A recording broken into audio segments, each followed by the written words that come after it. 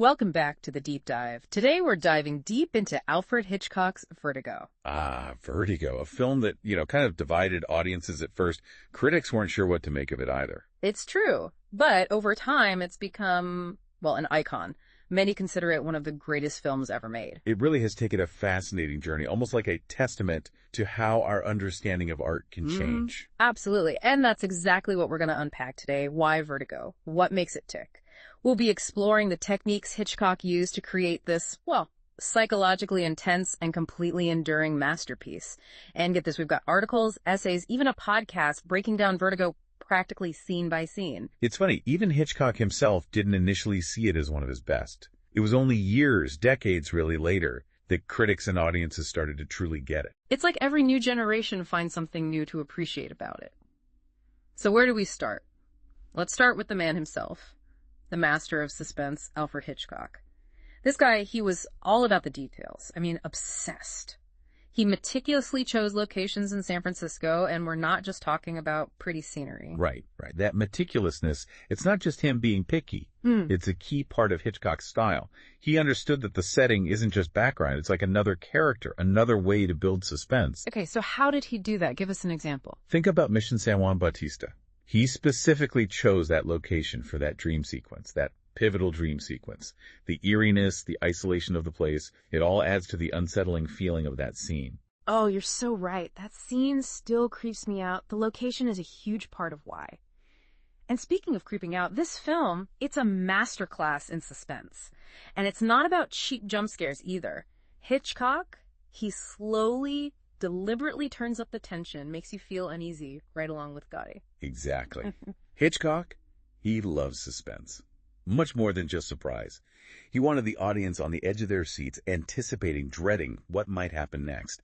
He called it, and I love this, letting the audience play God. Play God. Yeah, he'd give the audience just enough information to make them nervous, to make them squirm, but never enough to ruin the surprise. I see. Keep them guessing. Exactly. Like that scene where Madeline jumps into the bay. Yeah. We know, as the audience, something is wrong, something is terribly wrong, but we don't know what's going to happen. Pure genius. Yep. And speaking of playing God, of toying with the audience, we have to talk about one of the most iconic and copied parts of Vertigo, the dolly zoom. Oh, absolutely. The dolly zoom. So effective. Such a clever technique. And Vertigo really brought it into the spotlight. That feeling of Vertigo, so dizzying, so disorienting. It mirrors what Scotty's feeling so well. So true. You really feel it when, Scotty's looking down from the tower. It's like the world is stretching, warping around him. Our research says that this technique, this dolly zoom, had never been used in a film before Vertigo. It hadn't. Hitchcock really pioneered it, and it really was a game changer. It's like, think about it. He found a visual way, a language almost, to express something psychological. We don't just see Scotty's vertigo, we feel it ourselves. It's true. He pulls you right into Scotty's mind, blurring the lines between what he's experiencing and what we're experiencing as viewers. Such a powerful tool. And now you see it everywhere. Jaws, Goodfellas, all using the dolly zoom. Exactly. Really shows you just how innovative Hitchcock was. But the dolly zoom, it's not the only way he gets under our skin in Vertigo. This film is all about obsession. Scotty's unhealthy, to say the least, fixation on Madeline. Right. It starts out, as maybe fascination, maybe even love at first sight. But then, after Madeline's death, things take a dark turn. Yeah, and that's where the film really dives into these complex themes. Scotty's grief, it gets all tangled up with his need to control. He wants to recreate Madeline. He even forces Judy to change her appearance to match Madeline's. So creepy and so tragic at the same time. It's like you almost feel bad for Scotty. Then he does something else that makes you question him all over again. And we have to talk about Kim Novak. She's brilliant as both Madeline and Judy. Really brings a depth to these two very different characters. It's an amazing performance, even more so when you remember that she wasn't Hitchcock's first choice. Yeah. Can you imagine anyone else playing those roles, capturing that mystery of Madeline, that vulnerability of Judy? It's hard to picture anyone else, yeah. Yeah. She disappears into those roles. One of the podcasts we listened to for this deep dive mentioned that Hitchcock even had doubts about Novak. Well, she definitely proved him wrong. Absolutely nailed it. She really did. And speaking of things that just completely make this film, that elevate it, we have to talk about the music. The score. Bernard Herrmann, right? Absolutely. It's practically a character in itself. It really is.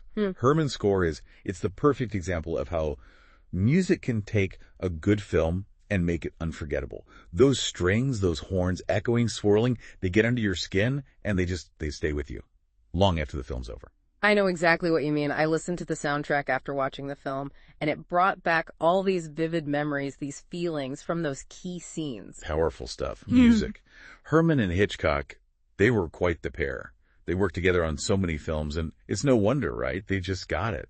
They understood how to use music to create the atmosphere, to bring out those emotions. It's true, a perfect match. And you know, it's funny, Vertigo wasn't a hit right away. Really? It took a while for people to catch on. Makes you wonder, right? What films that we watch now, today, will be considered classics years down the line? It's a fascinating thought. Some art just needs time. Time to breathe, to find its audience, to be truly appreciated. And now, look at it, Vertigo. It's a landmark film. Yeah. Still influencing filmmakers to this day. Oh, absolutely. You can see its DNA everywhere. Those psychological thrillers from Fincher, visually stunning films like Nolan's even. So to all our listeners out there, if you want a film that will stay with you, I mean, really stay with you, watch Vertigo. Absolutely. Watch it more than once, even. You'll notice something new every time. Another layer you didn't see before. It's Hitchcock at his finest. A master storyteller. And with that, we've come to the end of another deep dive. We've unpacked the making of Vertigo, those techniques, those themes, all of it. But one last thought before we go. Think about how your own experiences, your own relationships, color how you see a film like Vertigo. Until next time, keep exploring.